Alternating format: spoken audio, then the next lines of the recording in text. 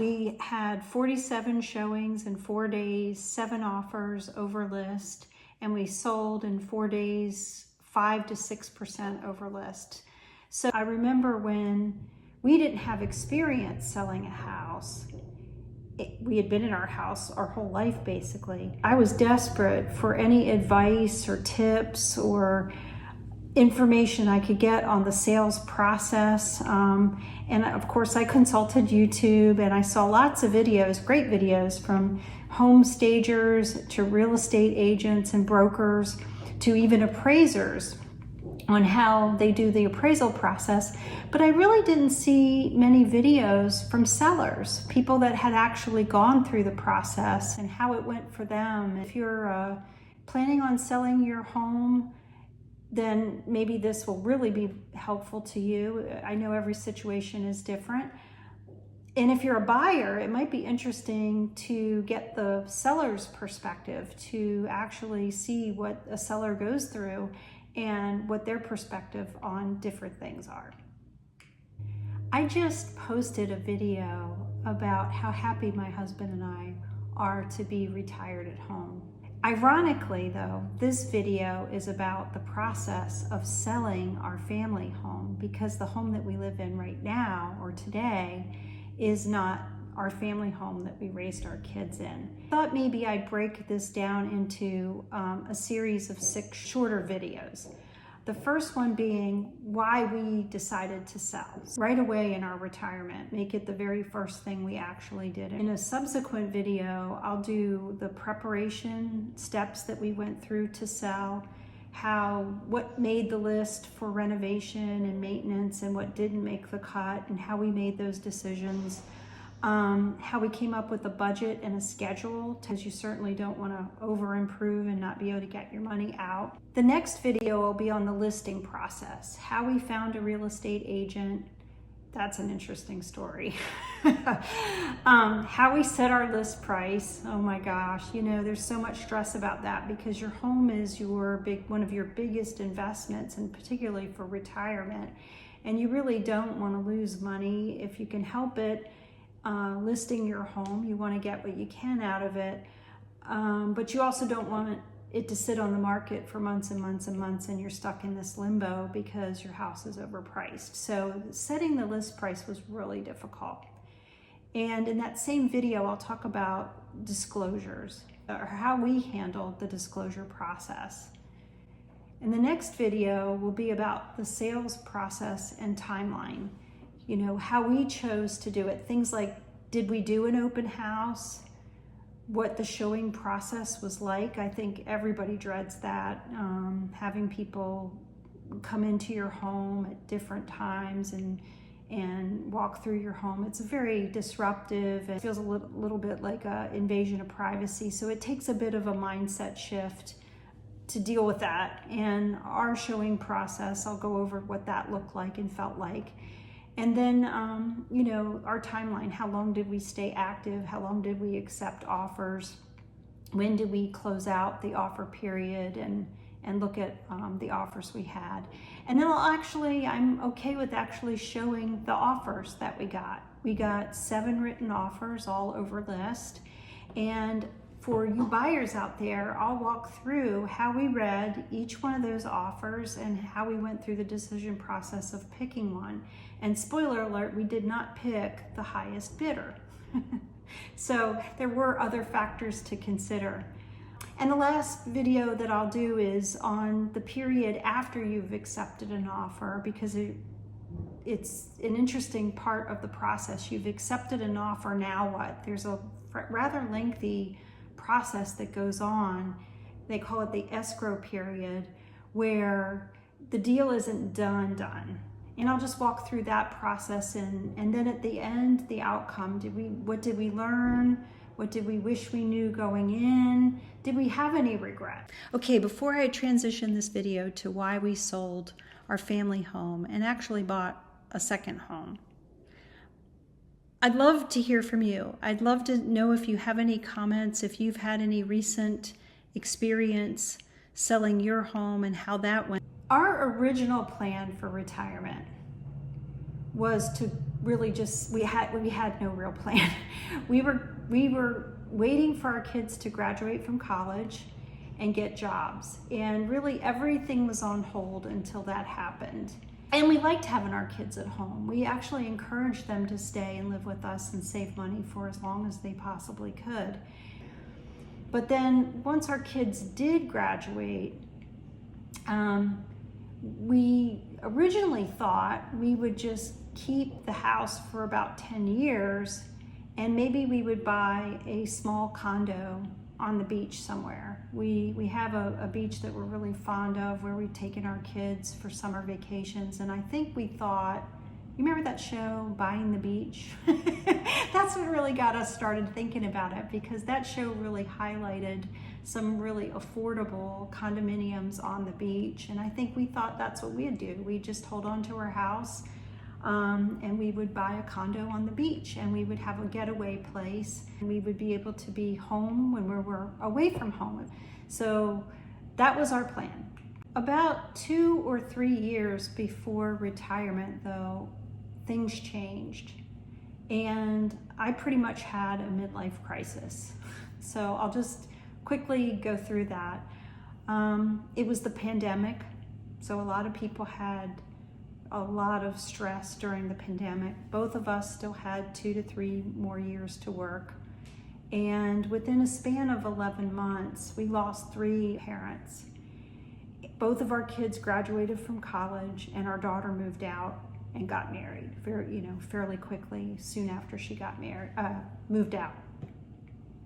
And we were really happy for our daughter. It was like the one bright, shining event in what was a pretty sad period of our lives. And we love our son-in-law so much. He's just terrific. But having our daughter move out in the midst of a pandemic was really hard for us.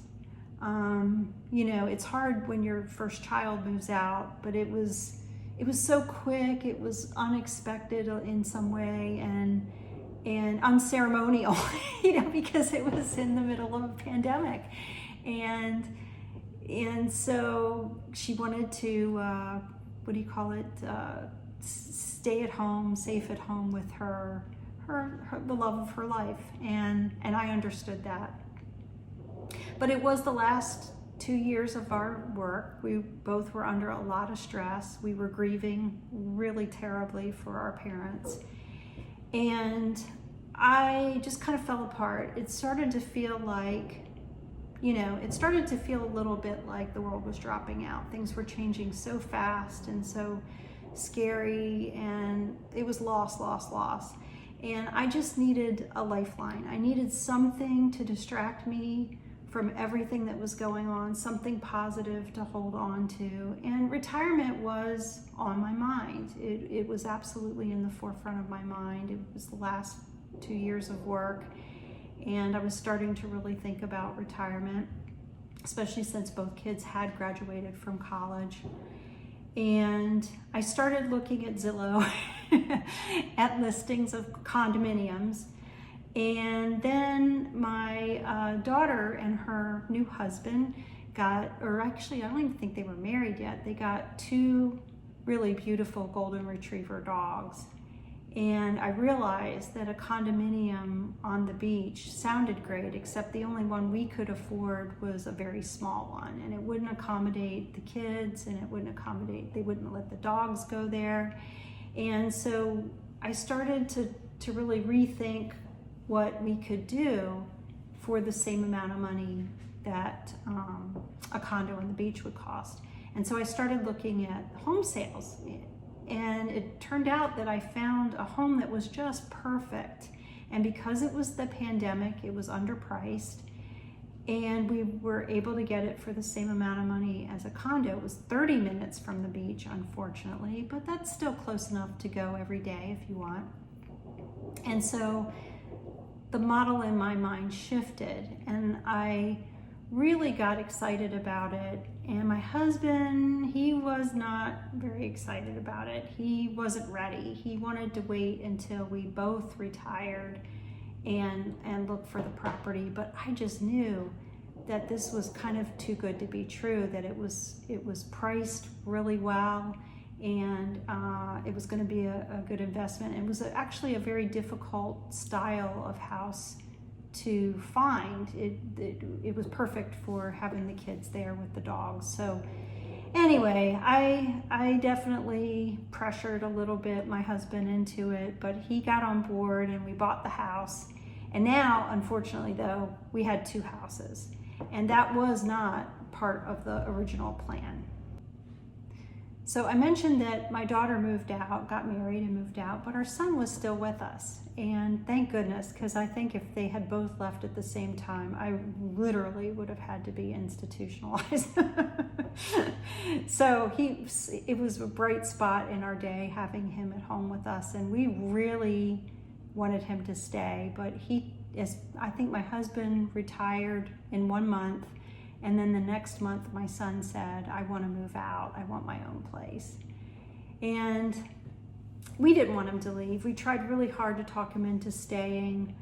But we were also excited for him too, because this was a dream come true for him. He really, really wanted to move out, and it was time. He had been with us for a good while, and he was ready.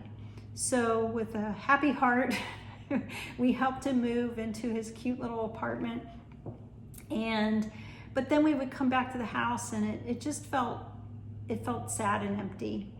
And we started talking about, well, do we do something with this house? We've got the house, the other house 30 minutes from the beach. My husband really didn't want to maintain 2 houses, and neither did I. And it started not to make any sense. And home just didn't feel the same anyway. It was the same house, but the people weren't there. And that's what really, I think, did it for us. That was the emotional break that we needed, was that the house really, we could change a lot of things about it. We could renovate it, we could update it, but it was never gonna feel the way it did when we were raising our kids and we had our parents there with the holidays and everything. And there was just, it was time. I think it was time to move to a different place. So we decided we were going to sell our house. And we had the kids down at I call it the beach house. My husband hates it when I say that, because he's like, it's not on the beach. It's 30 minutes from the beach. And I'm like, okay. We had the kids at the house near the beach, and we had an opportunity to get them together and sit around the table and talk about, hey, Dad and I are thinking about selling the house. What do you guys think? Would you be sad if we did that? Do you want the house? And if either one of them, they both were emphatic, they didn't want our house, which hurt a little bit. I'm not gonna lie. But I also got it. I got the fact that they wanted to do their own thing, that they didn't want Mom and Dad's house. And I want my kids to have their own house like I got mine. So I was okay with that. And in fact, if one of them had wanted it, my husband and I weren't sure how we were going to give them a good deal on a house and make it fair to the other kids. So anyways, it worked out. So with their blessing, we decided to put it on the market. So we basically revised our plan. Instead of having our single family house that we raised our kids in and a little condo at the beach we could get away in, we decided to flip the model, and we had the house 30 minutes from the beach, and then we decided we would get a small condo to have, and so that when we visit, because we don't want to leave our kids permanently and be, our house near the beach is more than 8 hours away. So we didn't want to be that far away. So we decided we would get a condo near our kids.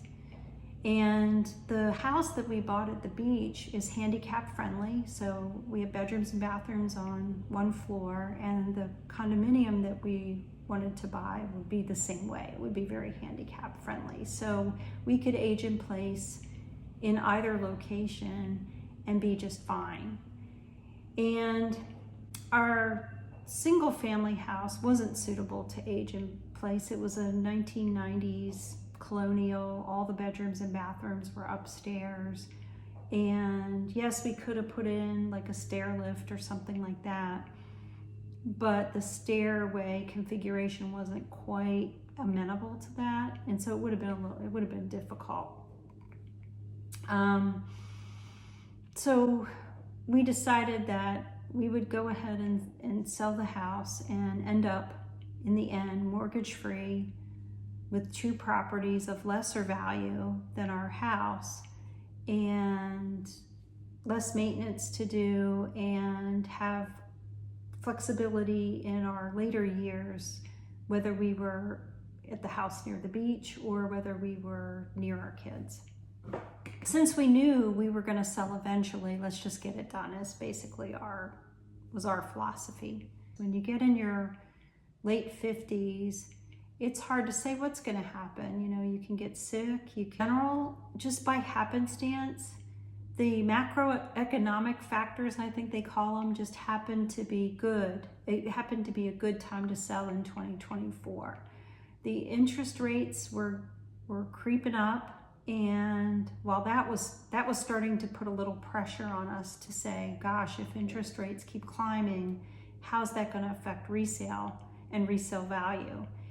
And so the interest rates weren't very, very high, but they were climbing up. And also we noticed that very few houses were up for sale in 2024. The inventory was historically low, and we just had this feeling that it was a good time. The market conditions were just right to sell. So we decided to just take advantage of that.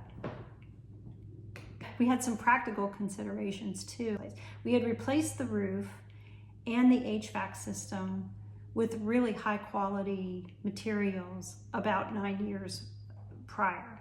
And so we knew that they were good for resale at this point, but the clock was ticking. You know, if we let another 5 years go by or another 10 years go by, that we might be faced with having to put a new roof on or a new HVAC system for resale. It's early days in our retirement, and I'm really curious if you think we've made a mistake or if you have any advice for us. That would be really cool to hear that from you in the comments. My next video, I promise, will be much more hardcore home preparation for resale. What we did, what it cost, and how long it took. So I hope to see you there.